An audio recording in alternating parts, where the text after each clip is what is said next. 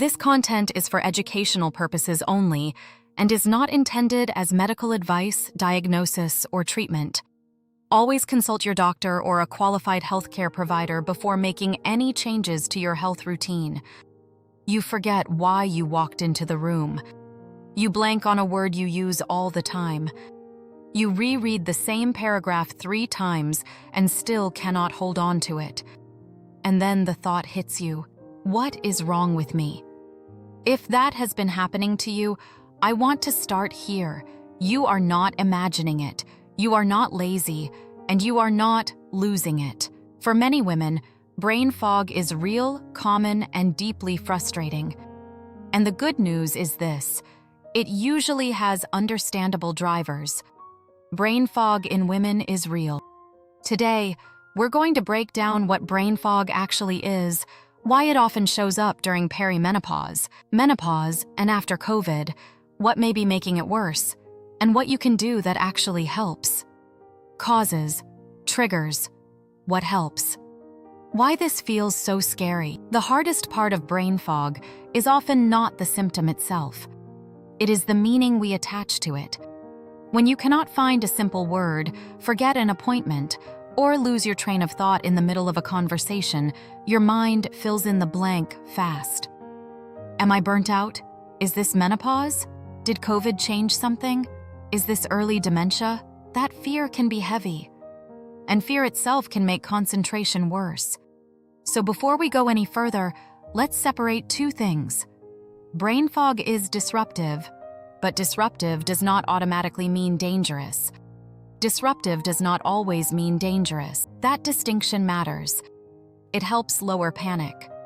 And when panic goes down, it becomes easier to notice patterns, ask better questions, and actually get useful help. What brain fog really is. Brain fog is not a formal diagnosis. That may include trouble focusing, forgetfulness, word finding, problems, slower thinking, losing your train of thought, struggling to multitask, feeling mentally cloudy.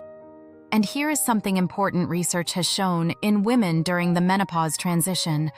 Many people feel these changes in everyday life, even when formal cognitive testing still falls in the normal range. That is one reason brain fog can feel so confusing. You know something is off. You can feel the difference. But if no one explains what may be driving it, you are left alone with the symptom and the fear. And that is where misinformation starts. Or shame. Or self-blame. So let's clear that up. Brain fog is not usually one mystery disease. It is more often a signal that the brain is under strain.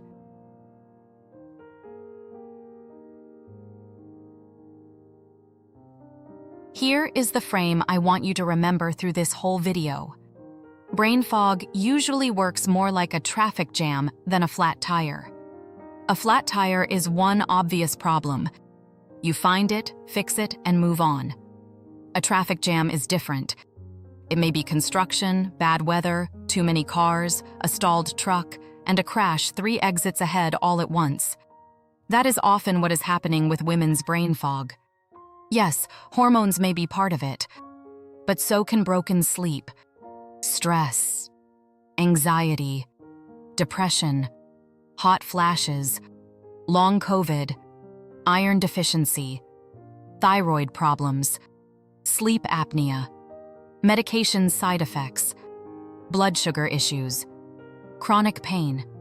So the better question is usually not, what is the one cause? It is, what combination of things is overloading my brain right now? That is the question that actually leads somewhere.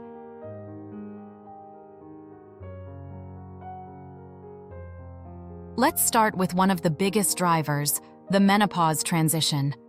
During perimenopause and menopause, many women notice they do not feel mentally as quick or steady as they used to. Research in this area suggests the changes women most often notice involve verbal memory, attention, processing speed, and working memory. In real life, that can sound like this. The word is on the tip of my tongue. I keep forgetting what I was about to do. I can't juggle things the way I used to. I feel less sharp. Why does this happen? Hormone changes appear to be part of the answer. Estrogen affects the brain in important ways. But estrogen is not acting alone. And this is where many people oversimplify it. It is easy to blame everything on low estrogen. But that misses the bigger picture. Because what else often happens during perimenopause? Hot flashes, night sweats, broken sleep, mood changes, more stress, fatigue, sometimes heavier periods, sometimes iron loss, sometimes a sense that your body no longer feels predictable. All of that affects cognition too. So yes, hormones matter. But the brain fog many women feel in midlife is often hormone changes plus everything those changes trigger.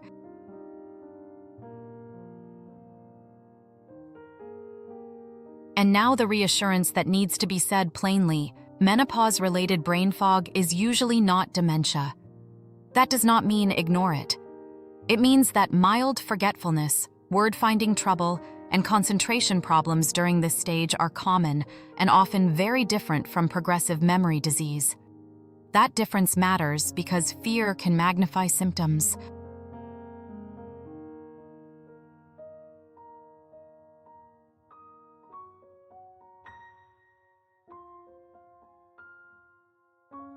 Let's pause for a reset.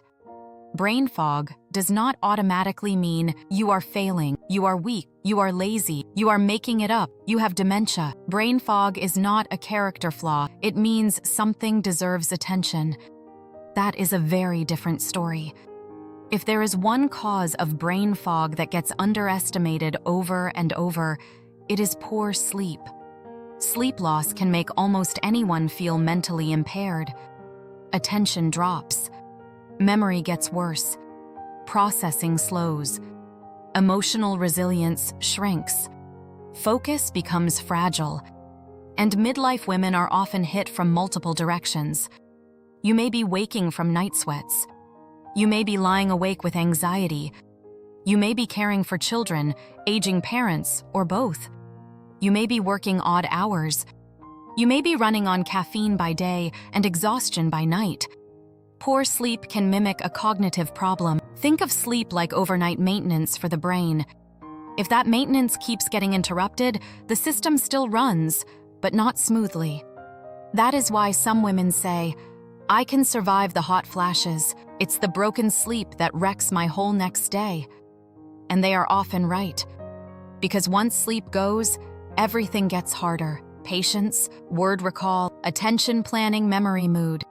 This is also why the most effective first step for brain fog is sometimes not a memory supplement, not a brain game, not a miracle fix.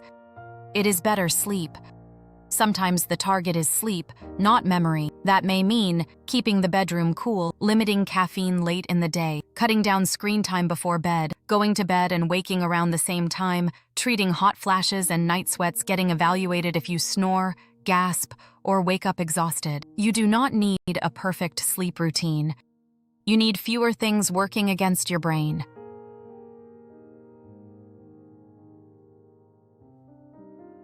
Now let's talk about the driver that many women minimize because they have had to live with it for so long. Stress overload. Stress is not just a feeling. It changes how the brain functions. When stress stays high, attention gets fragmented. Working memory gets crowded.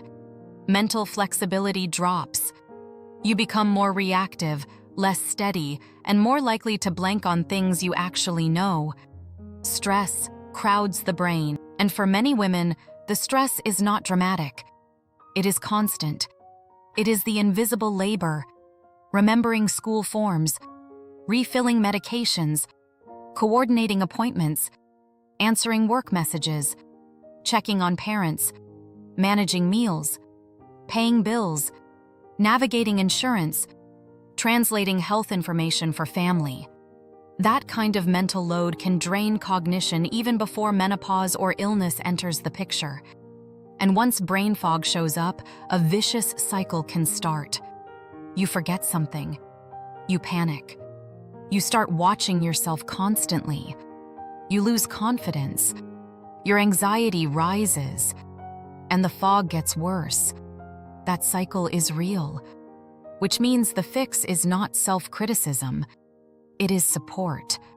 Support works better than self-blame. That support might look like therapy, support groups, breathing exercises, mindfulness, practical help from family, better boundaries, saying no more often, protecting recovery time like it matters, because it does.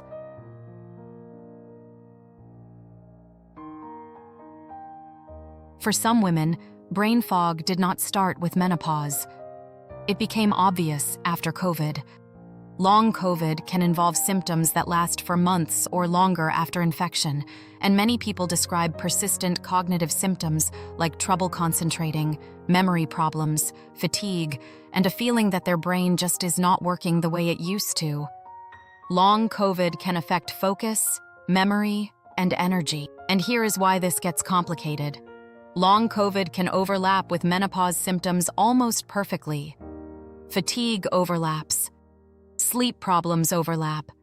Mood symptoms overlap. Mental cloudiness overlaps.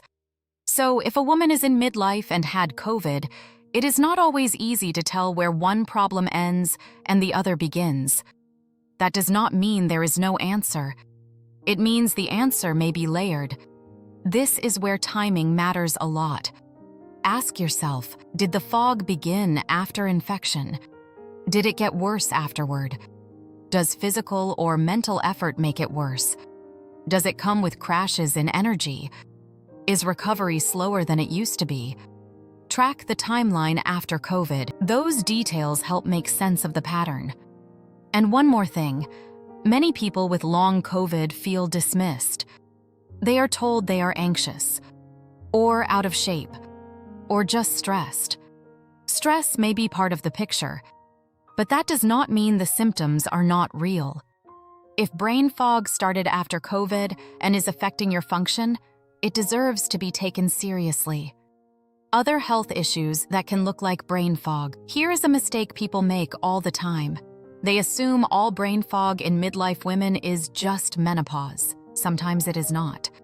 Sometimes brain fog is a clue pointing to another issue that needs attention. Possible contributors to brain fog. That may include iron deficiency or anemia, thyroid problems, poorly controlled diabetes, high blood pressure, sleep apnea, depression, or anxiety medication. Side effects, chronic pain, recovery after major illness. This is why brain fog should not be dismissed, but it also should not be catastrophized. Think of it as a dashboard light. A dashboard light tells you something deserves attention. It does not automatically tell you the engine is destroyed.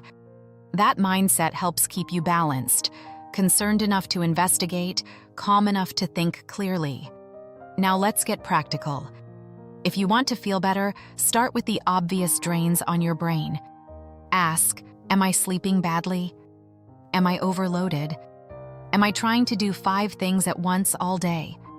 Am I under unusual stress? Did this start after COVID? Could another medical issue be involved?